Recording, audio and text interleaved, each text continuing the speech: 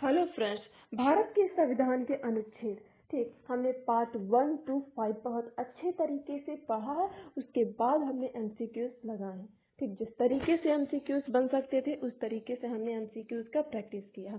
ठीक, अगर आपने उन 5 वीडियो लेक्चर को आपने नहीं देखा है तो जल्दी से उनको देखिए।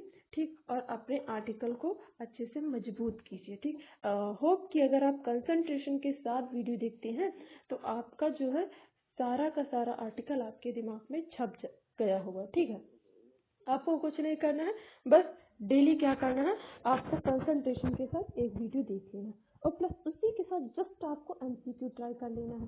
ठीक, ये आप डेली का टारगेट बनाइए। इस तरीके से आपके दिमाग में हमेशा आर्टिकल जो है रहेगा। ठीक, तो चलिए आज हम पार्ट 6 स्टार्ट करते हैं। कौन सा? पार्ट 6 स्टार्ट करते हैं। तो without wasting time let's begin. ठीक है, तो हमारा पार्ट 6 ये है। ठीक, पार्ट 6 ये।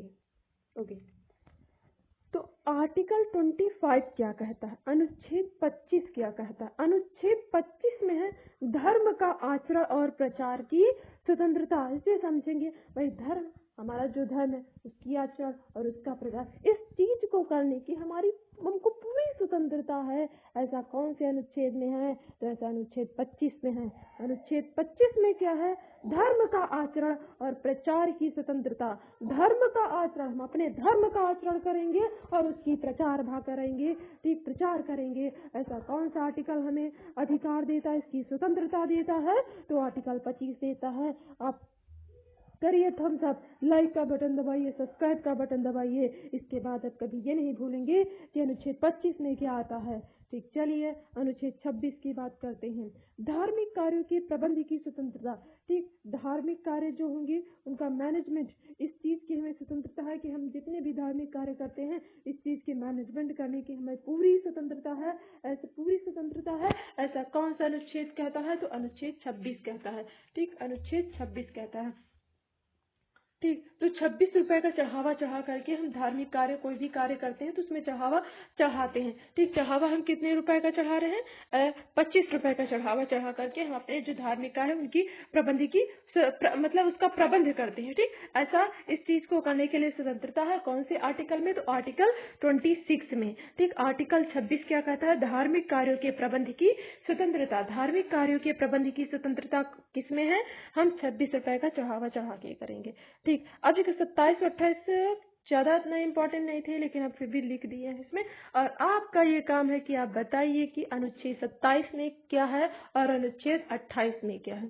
ठीक, तो ये आपके लिए है, ये होमवर्क। ठीक है, नेक्स्ट अनुच्छेद 32। अनुच्छेद 32 में क्या है? अल्पसंख्यक वर्गों के हितों का संरक्षण। ठीक, इसमें जो अल्पसंख्यक वर्ग होते हैं उनके हितों का संरक्षण होगा। ठीक, और वहीं 30 में, दोनों को साथ में पढ़ते हैं। ठीक, अनुच्छेद 30 में शिक्षा संस्थाओं की स्थापना और प्रशासन करने का अल्पसंख्यक वर्गों का अधिकार। ठीक, इसमें क्या? अल्पसंख्यक वर्गों का अधिकार है। ठीक, वर्गों का अधिकार, लेकिन इसमें अल्पसंख्यक वर्गों के हितों का संरक्षण। ठीक, अल्पसंख्यक जो वर्ग है वो 2 जगह यूज हुए हैं। 29 में क्या हुआ है? उनके हितों का संरक्षण हुआ है। उनके हितों का संरक्षण कौन से आर्टिकल में है? तो आर्टिकल 29 में है। आर्टिकल 29 में क्या है? अल्पसंख्यक वर्गों के हितों का संरक्षण। अल्पसंख्यक वर्गों के हितों का संरक्षण कौन से आर्टिकल में है? तो आर्टिकल 29 में है। आर्टिकल 29 में है। आर्टिकल 30 में क्या है? शिक्षा संस्थाओं की स्थापना और प्रशासन का अधिकार, प्रशासन करने का किसको?